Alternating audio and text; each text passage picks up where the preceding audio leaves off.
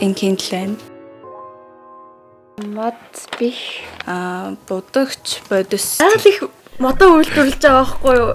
Тэгээ модоор нь бид нар энийг хийж байгаа байхгүй юу? энэ дотор батарей гэж магадгүй. Өндөө олон чип байд юм байна. Электрон цаасан дэлгэцтэй. Жижигхэн хадаас байгаах гэж бодож байна. Меморины карт байж магадгүй бах. Нэр ямар хүмүүс орсон юм л. Өгийн алтайг нь хянах гэж зөндөө хүн хяндаг болов. Ном дээр чи редактор гэдэг шүү дээ. Тий, редактор ингэж болох юм тий. Дизайнер оролцох баг тийм ээ. Энэ төсөлд бол энийг шуудж тарааж байгаа. Бас рекламж байгаа хүмүүс бас мэрэгжил болж байгаа байхгүй. Ер нь их олон л орт юм шиг байна. Тэр үйлдвэрийн шат дараатай зүйлс бас байгаа. Машины жолооч. Тийм. Нүд юусоо өтөхгүй тод гэрэл авахгүй. Тийм болохоор эмч байгаа. What? Тэгээд жингийн зохицуулдаг хүн бас ажилтдаг байгаа. Баглаа боотолтойгоо ирж байгаа. Тэгээ тэрийг нь бол ингээд хариуцах хүн бас байгаа гэж бодож байна. Яаж бүтдэг, тэгээ хин оролцдог, ямар мэрэгчлээ хүмүүс оролцдог тухай юусоо бодож байгаагүй мэн. Бодоод ингээд хүнтэй ингээд хамт суугаад ярилцаад үзэхээр ер нь сонирхолтой юм тий. Тийм.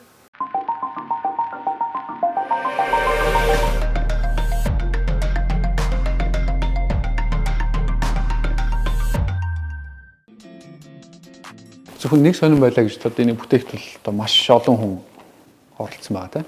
Ямар материалаар хийвэл энэ хэмжээний одоо хүчин чадлыг гаргаж болох вэ? Энэ жижигхэн юуг одоо хүчин чадлыг нэмэгдүүлж болох бол ингээ байнгын бодож ер нь бол жижиг деталь болгоны ардал дандаа судлаач нар байдаг.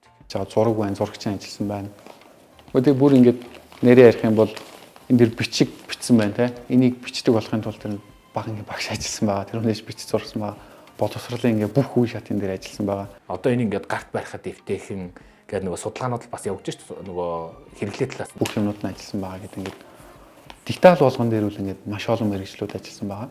энэ бүтээгдэхүүн үйлдвэрлэхэд бидний мэрэгжил бол нэг хэсэг л юм байна зүгээр. Энийг бол дан ганц мэрэгжилтэй лагмаг тийм хүмүүс бол үйлдвэрлэждэг биш ингээд масар олон мэрэгжлийн хүмүүс нийлжиж үйлдвэрлэх мэрэгдлийг мэдэх баг. Сайн муу мэрэгжил шилдэг мэрэгжил гэж байхгүй. Сайн мэрэгжилтэн л гэж байгаа. Бид нар 100 мэрэгжилтэй танилцуулсан 100 ийм мэрэгжлийн саналыг 100 подкаст 100 нэвтрүүлэг хийсэн. Тэгээ бид тэрний 60 орчимтай нь бол өөрөө яг бичилж уулзаж ярилцж байсан. Тэгэхэд бол хүн болгоны зам бол хүн болгоны нэг талаас хувь тавилан гэж хэлж болохтой. Тэр сонголт түүхүүдийг харахад бол яг нэг юм зөв гэж хэлэх үнэхээр тийм аргагүй байдаг. Гэхдээ бол мэрэгчлээ яг таниад сайн мэрэгчлэлтэн болоо тэрийгээрээ сайн өөрийгөө хөгжүүлээд тултал ажиллах юм бол ямар ч мэрэгчлэр хангалттай сайхан амьдрах, хангалттай амжилттай явах боломжтой гэдэг л ойлгосон.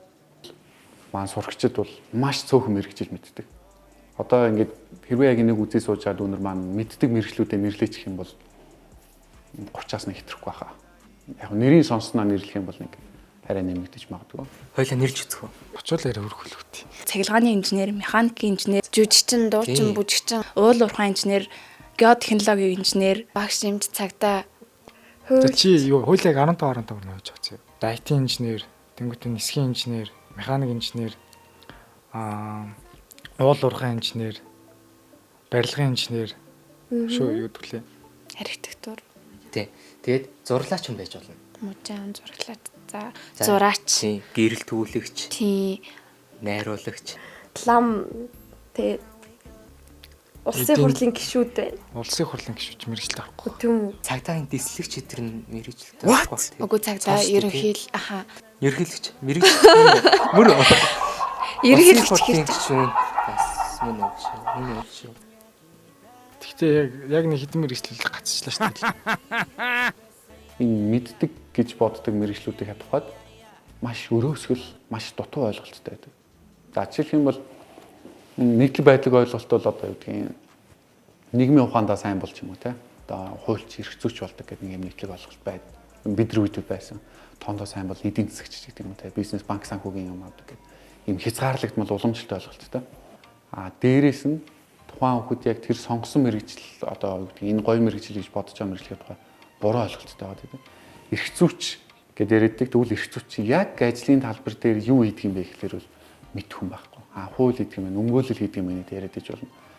Тэгэх юм бол одоо бид нар хэлэх юм бол эрх зүйч, хуульч өмгөөлөгч, нотариатч, шүүгч, прокурор гэдэг ингээд мэрэгшээд ингэ салбарлаа явж байгаа. Суурь нь бол эрх зүйч болчиход. Гэтэл энэ 4 5 за тэрнээс ч олон сонголтуудыг сонгоснороо маш өөр төрлийн ажил үүдэг. маш өөр. Яг нэг салбар нэг те үндсэн суурь нэг ч гэсэн тийш өөр ингээ ажлууд хийж байгаа. Сэтгэл зүйч хүний өдөр тутмын амьдралыг яг юу гэж бодож байна? Яг юу гэдгийг мэдгүй байна. Хүмүүс зөвлөгөөл өгдөг баг л та. Тэгж үзвэл харин хэрэгтэй л юм. Тийм.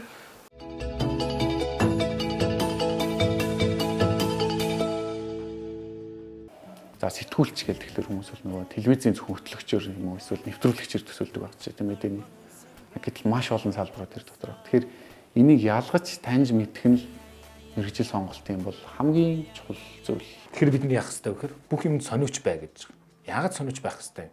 Ямар нэг юм хийх гэж байгаа бол энэ яагаад ийм юм гэдэг асуултыг тавиад тэрнийхээ асуултыг олохын тулд бүхэл төрлийн юмыг туршиж судалж үзчихийж шийдвэр гаргах юм бол аль болох олон зүйлийг туршиж шийдвэр үзэх юм бол илүү их нөгөө зөв шийдвэр гаргах магадлал чинь нэмэгдэх учраас сониуч байх хэрэгтэй.